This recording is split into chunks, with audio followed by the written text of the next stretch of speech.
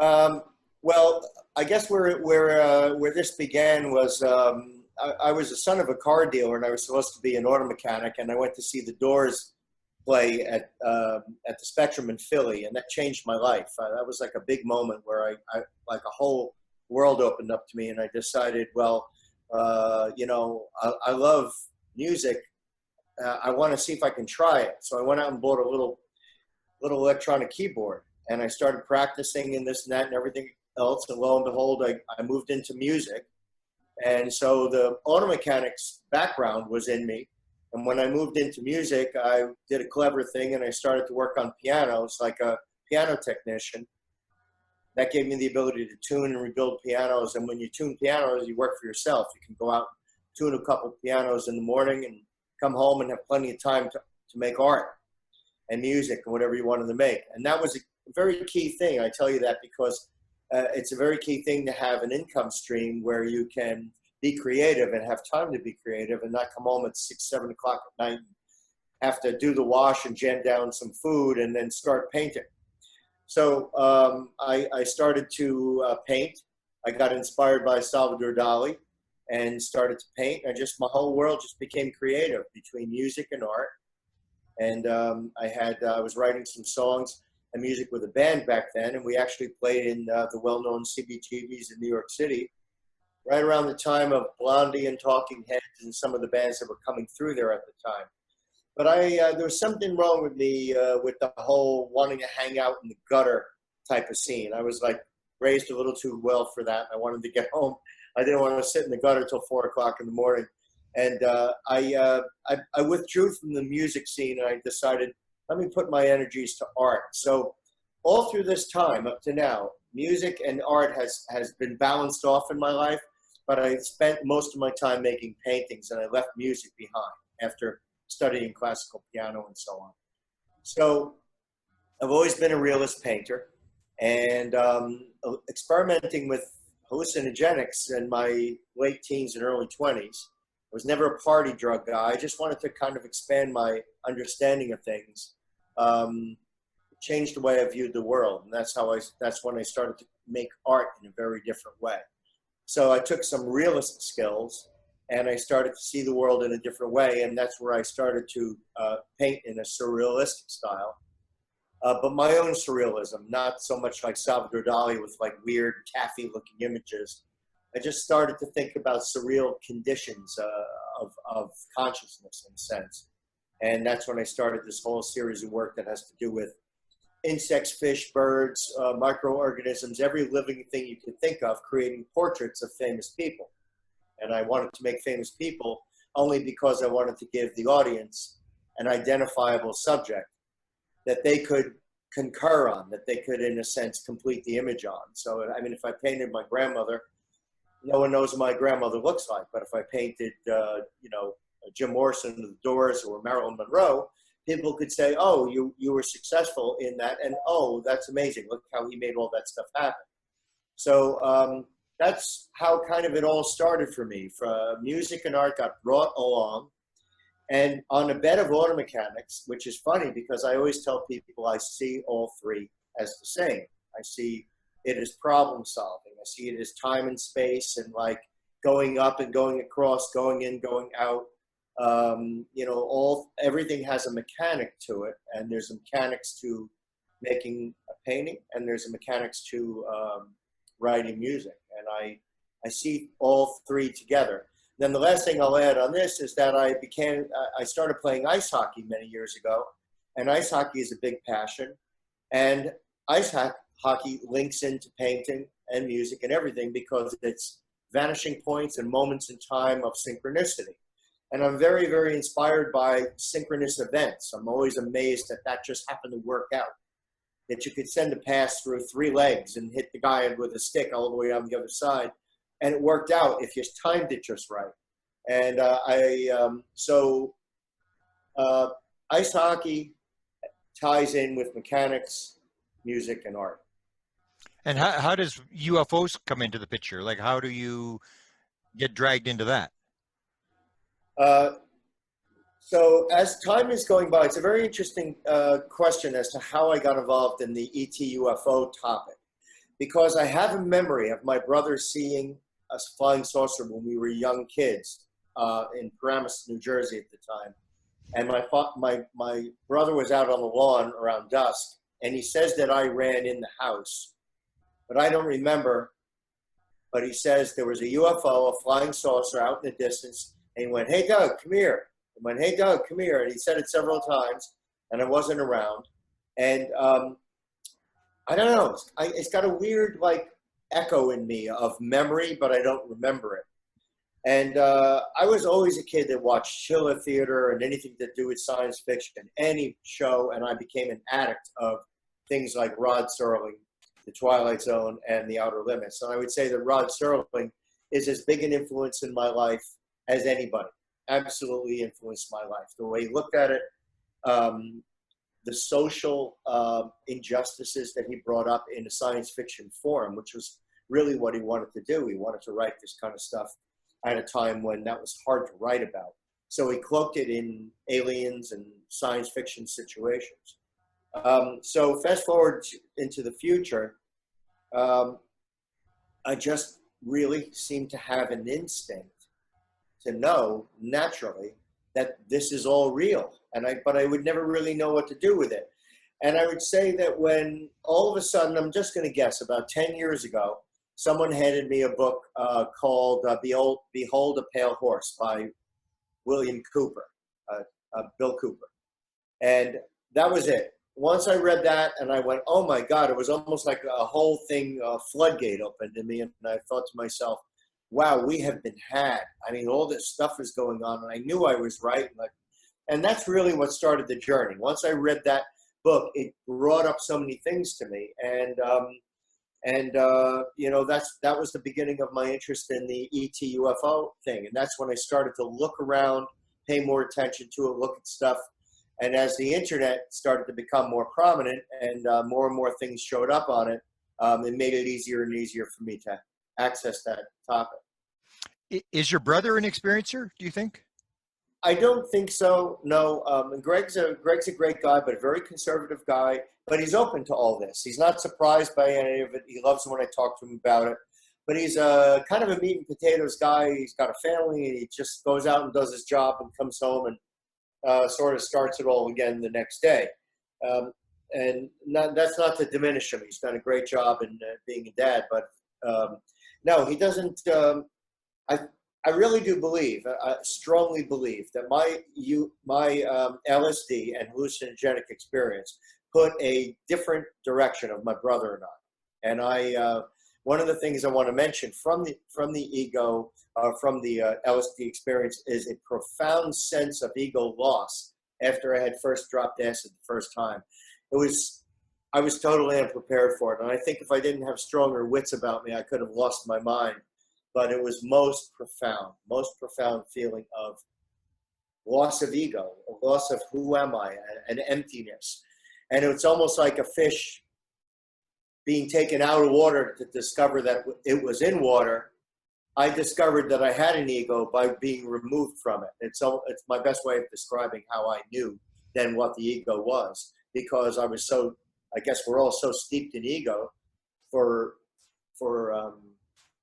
you know, survival reasons that you lose count of the fact that it's there even, and you live through it and it gets out of control and everything. So I really do think that was a very, very important thing that happened for me, and it was an area where my brother and I kind of took different directions. Is there a connection that you can point to between your psychedelic experiences and the UFO experience that would tie the two together?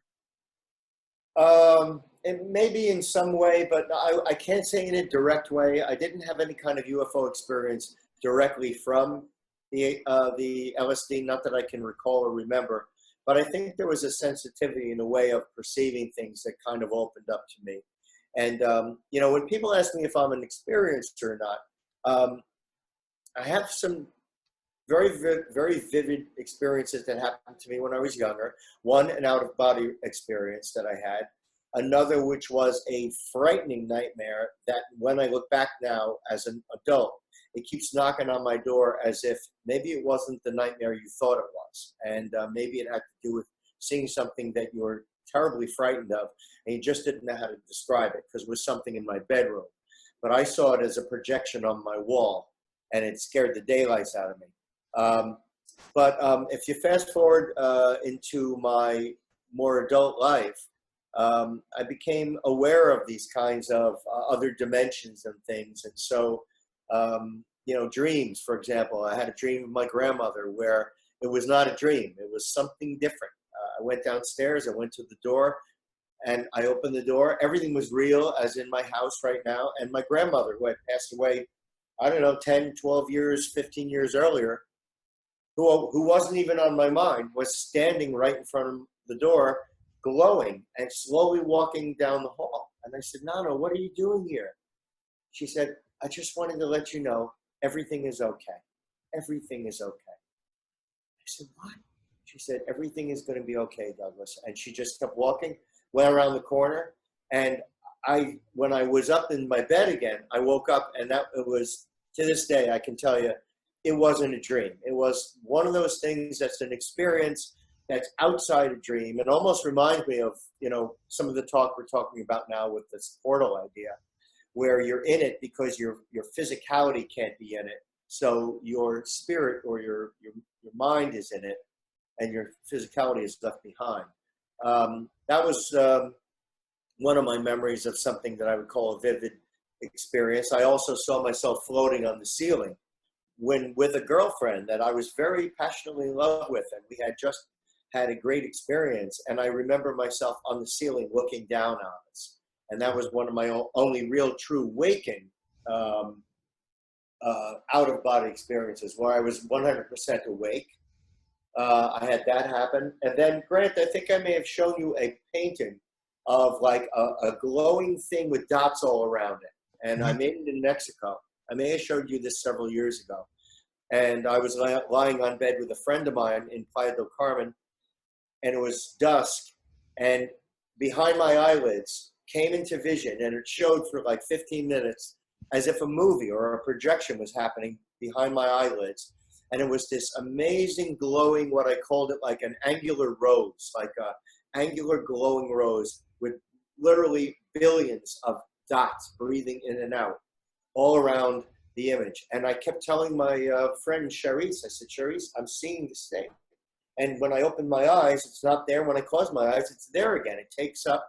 And the whole thing lasted about 15 or 20 minutes. It got vividly bright. I could talk about it while I was watching it, and then it faded away. And that was one of the most amazing experiences as I was awake. It was like a gift sent to me. I don't know how or why. And I came home and I painted that experience as best I could. And I'll make sure that you have a copy of that painting. And you start having, since I knew you, you start having these encounters where you see UFOs, you're able to film them. Can you talk a bit about that? Yeah. And so I started to dedicate my time to just looking up. I mean, I've always been amazed about the sky and the night sky and everything.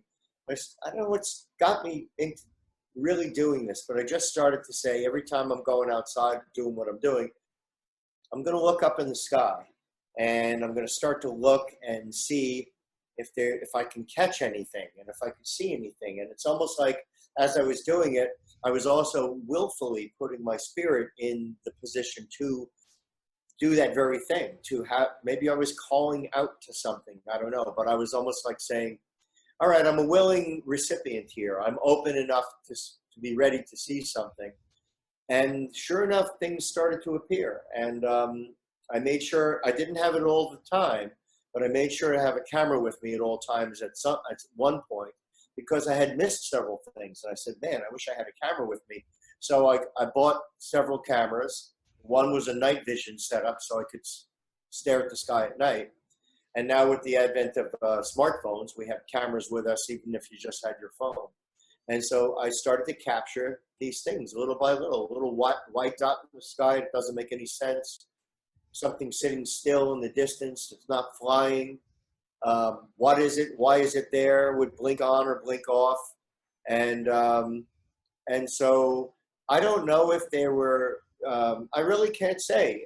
Grant, if they were there for me, they're there for everyone, and I just happen to see them. It's a mystery, a lot of it, like whether I'm bringing them in, whether I'm contributor to the experience, or I'm just sharp enough to see something that no one else will see.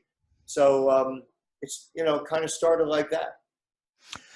Let's go to our common friend, Chris Bledsoe. You have some UFO experiences, and then you encounter sort of the famous experiencer, Chris Bledsoe. Can you talk about your encounters and your association with him? Sure. I think since I was so jacked into this topic and internally knowing that this is all real, just like an instinctual thing, I'm like, this is real. I know it's real. And it's a matter of like, who's going to get the money shot? Can I go out in the world with the camera and like catch something that will convince my friends? Because everyone's slowly starting to see a change in me. And some friends, my son was not so receptive at first, and a lot of my friends were. And I was listening to Mel Fabregas's show, Veritas Radio. Oh no, that's second. At first, I had watched the History Channel, and UFOs over Earth or something came on, some little special that they had on the History Channel, and one of the segments was Chris Bledsoe's story. And I remember immediately watching this with my mouth open, and I said, "That's real. That guy is real. I am 100% convinced that guy is real. It's almost ruined his life. It looks like it makes no sense to contrive or make up. I wouldn't even know how they could do it, how much work it would take to do it, and why." And I said, I got to meet that guy.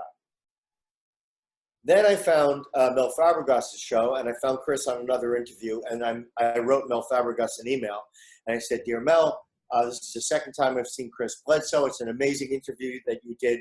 Would you kindly, if you could, forward my request to meet him?"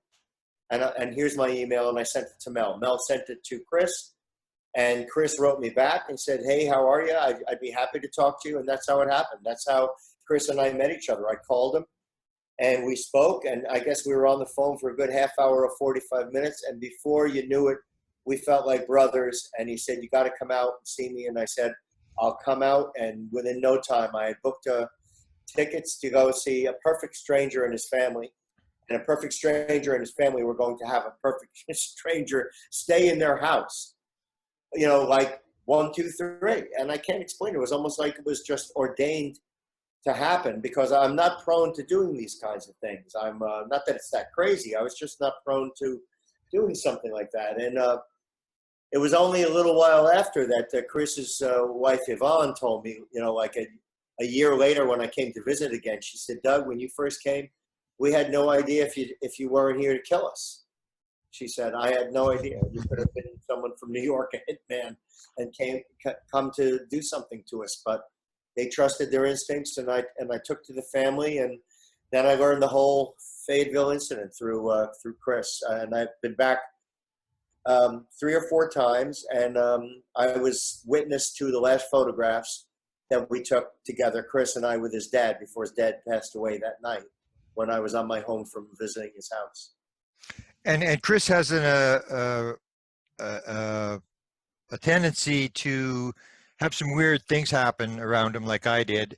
You have a healing with him. He's able to sort of heal people. Can you talk about your healing experience with him? Yeah, I had 2 remarkable things. I feel remarkable, and again, it's always up to the way people like to interpret things, but inside yourself. I had a really, really bad hockey injury. I had pulled my hamstring so bad that the entire back of my thigh was blood red. And I'm nuts enough not to go to a doctor. I'm always one of these people that thinks I can heal myself. But it was bad. And I was laid up in bed, and I was hobbling around on crutches. And I was massaging it, and I was doing everything I could. And I told Chris I may have to cancel my trip out to see it because of this injury.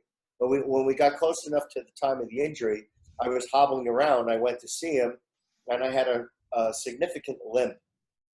And I told him about it, and we're driving along, and we're on our way to to the river, to the Cape Fear River, where his incident happened. We're on our way to that.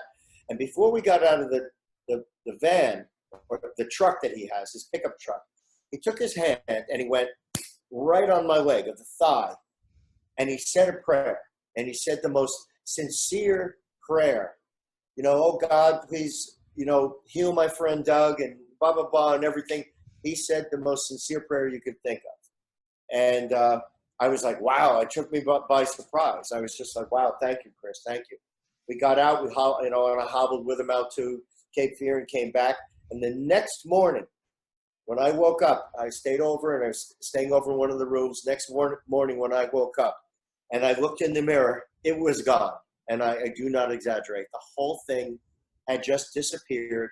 My leg was so much better. And to this day, and everyone knew the injury, to this day, I've never had a lasting or a residual injury in that area of my life when I play hockey. And I've talked to hockey players and football players who have told me that when they had that kind of hamstring injury, they were never the same ever in their life. And it's like a non-issue. It's like it never happened. So I'm very, very taken by that event. And one other that I'll mention. When I was at his house, my son had, his mom passed away, sadly, years ago. And his mom had given him a very, very special gift, a wristwatch, very expensive wristwatch. And she said, Brian, you'll always remember me by this wristwatch. And I'm going to guess about 5 or 6 years ago, he lost it. And he was devastated. And he always told me, he said, Dad, I'll never be the same. I'm so sorry how I lost this watch. He said, do you think I should take whatever money I have and go out and replace it? I said, no. I said, do not replace that watch. That's your mother's gift. It's not the material thing. It's the thing that was behind it, her heart and her love for you. Carry it with you there. A watch isn't going to replace it because it's not the one she gave you. So just carry the thought. And he listened to me, and I alleviated a lot of guilt that he had at the time. When I was at Chris and I woke up in the morning, I got a phone call. And I connect this. I just connected. My son called me, and he was close to tears. He said, Dad, you're not going to believe something. I said, what? He said, that big dresser that I had that I've moved from house to house, I moved into my new apartment. And he said, the light came in the room just at the right angle, at the right moment of the day, behind the dresser in the right way, so that behind the big drawers of the dresser, pushing out on the back of the dresser, was a little piece of metal that shined in my eye. And he said, and I went, what is that? And he pulled the dresser apart, pulled the big drawer out, and the watch had fallen out of the drawer into the back behind the back of the dresser and the drawer itself. And he found his mother's watch. Wow. And it happened when I was at Chris's house. And I said, there's just some blessing or magic that just happened between that. And that was a very moving story for me. Chris's story may become very famous in the future, and you play a role in terms of having done a painting. Can you describe the painting you did for Chris Bledsoe? Sure. Well, it took me about a year to decide if I was going to take something on. And Chris would mention it to me while I was at his house and while I was home, when we would talk on the phone or back and forth on email. And ever since Chris and I knew each other, we've been close friends. We have emailed each other every week, every few days, talked on the phone every week, every few days, and on, got to know his family, his kids, and everything. And one of the most riveting things about his story is the lady that he kept telling me about. And the lady wasn't for me at first the most interesting thing, because I'm this flying saucer guy from science fiction movies from years ago. And I'm like, I want to hear about the ship's landing and the little beings and everything like that. But he kept telling me over and over, and I kept hearing, he goes, but the lady, Doug, the lady is the real key to the story. And so we started to talk about the lady more and more. I would say, he said, you have the skills. You could paint her. But he didn't tell me. He didn't ask me. He said, you could paint her, because you could probably make an image. And I said, Chris, it's not the kind of thing I do. I don't make made up images, and I don't like art that looks science fiction-y or like album cover art or like fantasy art. I don't like art like that. I'm not the kind of painter. I'm more of a classical realist. And just didn't appeal to me. But it sat with me. It sat with me. And for 1 year, I kept asking him questions. I'd write him and say, tell me about the lady. What did she look like? Okay, what was she dressed in? All right, what was the nighttime sky? Was it in your backyard? We went through everything, and he had given me enough information. And approaching Christmas, I'm going to think 3 years ago, to guess, approaching Christmas, I decided, you know, I'm going to take this on. And so I painted the lady the way he described to me as best I could. And I created her. And in fact, it's actually right behind me. I don't know if it will show up very well on the, it may be too glary, but. No, it comes through. Comes through. With some of my other paintings. And I put all the information that he had given me about a bull, about his tree in the backyard, owl, and I added some other things to make it interesting for me. The constellation Orion and Aries, I think, or another one. I put a little flying saucer in it because I wanted to kind of make a modern statement about Mary or the mother or Gaia or the female presence of creation in an updated version so that someone would see it. They would say, okay, it's like a modern Mary picture, but there's a UFO in it. And there's some other objects in it. And even on the bull's head, there's the Mojave Desert glyphs of the beings that were on the Mojave Desert. And these were little clues to say, yes, it's like coming through since the beginning of time. This lady has been seen in different ways and in different areas of the world, different stories. And now this is the most modern version that we have. And this is my interpretation of everything Chris told me. So that's how the lady painting, that's how I got involved. And since then, Chris has said that it's meant to be, that you came into my life for this purpose, and that don't doubt that you're not here by grand design. And that's how Chris feels, and I often feel the same. When it comes to paintings, you've also done a Whistleblower Series. Can you describe why you did the Whistleblower Series and what you think it represents? Yeah, well, you know, everyone knows, for the general, let's say the general public, okay, everybody knows movie stars and everybody knows actors and politicians and famous people like that, sports personalities, athletes, and on and on. And to me, I started looking into the fact that the greatest people out there are the people that nobody's even paying attention to. They're the people who've put their butt on the line, their families, their reputations, their jobs, whatever it is, they've put them on the line for their beliefs, be they right or wrong, be they skewered or not. I don't know. I said, it's up for debate, but I started to look into whistleblowers, and being a portrait painter, I've always loved painting portraits because I love the idea of the fact that the face is, we have an instinctual ability, cognitive ability to recognize faces. And we even seem to know when a face is wrong by an artist,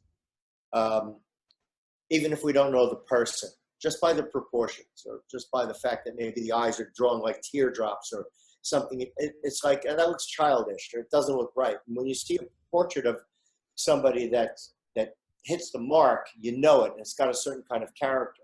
So I've always been turned on to the idea of portraiture and single portraits as my most favorite subject. When I go to the Metropolitan Museum and different art venues, I always look at single portraits all the time. So there's a psychological connection rather than a big crowd of people or this or that. So I decided I didn't decide on 100 first, but I decided I'm going to start painting whistleblowers. I didn't know how many I was going to do, but I decided I'm going to take these people and start to let one lead to another. And so if I painted, for example, Julian Assange or Edward Snowden, I'll paint him, then I'll paint another, then I'll see something in the news about another. And in short fashion, I started to realize there are not only hundreds of whistleblowers, there's thousands of whistleblowers, and I could never, ever get to all of them. But I really wanted to lean the project heavily towards the topic we're talking about now, the UFO and ET topic, because I think it's the most important story never told, to coin a phrase. And I think our history has been skewered by not letting this real information out. And these people who are doing the public a service need to get out there. They need to be known. And so I'm not a researcher. None of my portraits, none of my whistleblower portraits are born from me researching tons of information on these people and verifying what they did or didn't do or what other people's opinions of them are. They're just a general kind of like wish and a prayer to put out my statement on the fact that this subject needs looking at. Everybody can argue about my choices. You can say he belongs or he doesn't or she should be in there. And I can never include everybody. But that is really the idea of the Whistleblower Project, is to take my art skills and bring to the world a demographic of people that are not really known by the general public. So my dream is to have 100 portraits be one piece of work and show it like, a major museum or gallery, or travel through schools, institutions, or whatever. And I'm going to be approaching the National Portrait Gallery in the Smithsonian when the project's done and see if they'd like to take it on. So that's where that project is. Okay, second last question. Getting back to music, you had some music in terms of songs that you got by inspiration through dreams. Can we maybe talk about the one you just put out, Wish Upon a Star, the story behind that? Okay. And maybe we'll include that in the final edited version. Okay, and if you do, I'd like you to include the one, not the one that the young boy sings, but Olivia, because Olivia is the one who represents my song in the proper way it should be sung. Okay. But Wish Upon a Star is a lyric. I'm mainly a lyric writer first, and music comes to me. And a lot of times I like the lyric to come first because I actually like the intent and the integrity and the concept of the song to be born of a truthful lyric for me, rather than I have a nice, clever, piece of music and I got to kind of fit some lyrics into it. For some reason, I work the opposite way. And I'm not a strummer on a guitar. I'm a piano player, so I construct my music on piano. But Wish Upon a Star is really just one of those songs that speaks to the idea of how small we are in a grand universe and how humble one should feel or must feel, at the same time how magnificent one must feel that you can even ponder it, because we're like this little dot in this huge universe, and at the same time we can ponder the huge universe. So it's like an amazing thing to think about, and it was again taking my art and my music skills and moving it in the direction of positive, of maybe somewhat enlightening an area of the arts and music, rather than, degrading music and stuff that's keeping people down and negative and judgmental. I'm trying to express the oneness of everything in my music. And a lot of times these melodies come to me in my dreams, which is a really fascinating thing. And I think I was telling you, you haven't heard the song yet, but I had a song being demonstrated to me early in the morning. I fell asleep at about 5:30 in the morning. Again, fell back asleep. And that's my most fertile dream time. Very early in the morning, once I've slept all night, and then I keep falling asleep again. I love that time of the night the best, or the morning. And I saw a little guy, like a guy very cool, like James Brown kind of guy, with a sharp hat like Michael Jackson, shimmering back and forth on the stage, and he was singing the song. And I remembered the music, and I was watching it, and I realized as I woke up, I was just ready to get up and go about my day, and I realized, wait a minute, that was a dream. That was a dream. Someone was demonstrating something to you just now. And I went, oh my God, and I caught it. I caught it right at the right time, and I started humming it, and I jumped downstairs, went to the piano, and I got a chord progression in my mind, got a rhythm down in my mind that I marked, took as many notes as I could before I got in the shower, because I knew if I got in the shower, I'd forget it. And I have written this song. The lyric came after it, but I've written this song. It's called Walk This Down. And it's a sharp little, very pop song-ish kind of song, and I think very danceable, which is totally the opposite of all my music. And I got the feeling that maybe the universe is giving me a gift that I can actually make money with. But I got to put this song out because someone has to, I need like a soulful black singer to sing this, like a Lou Rawls or a Cab Calloway or someone to sing this song. And the music is done, but I don't have a vocal and I have a lyric done for it. And that is the direct gift from a dream. That's where that came from.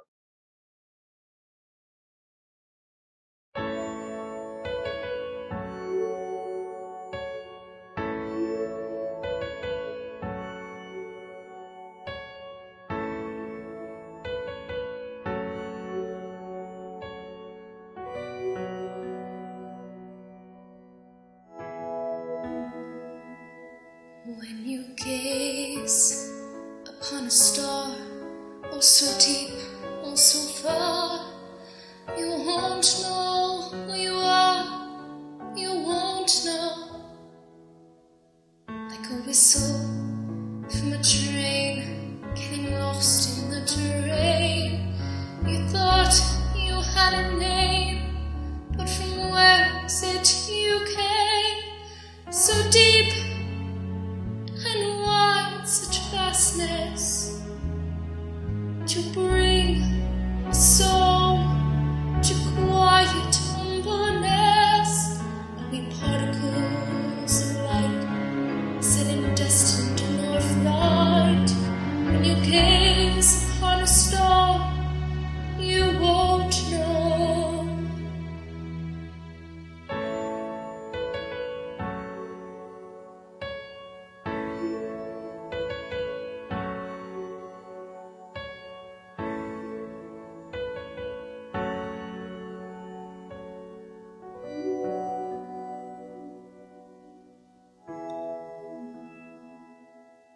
If cast upon the sea, the deep and endless sea, you can't know what will be, you can't know.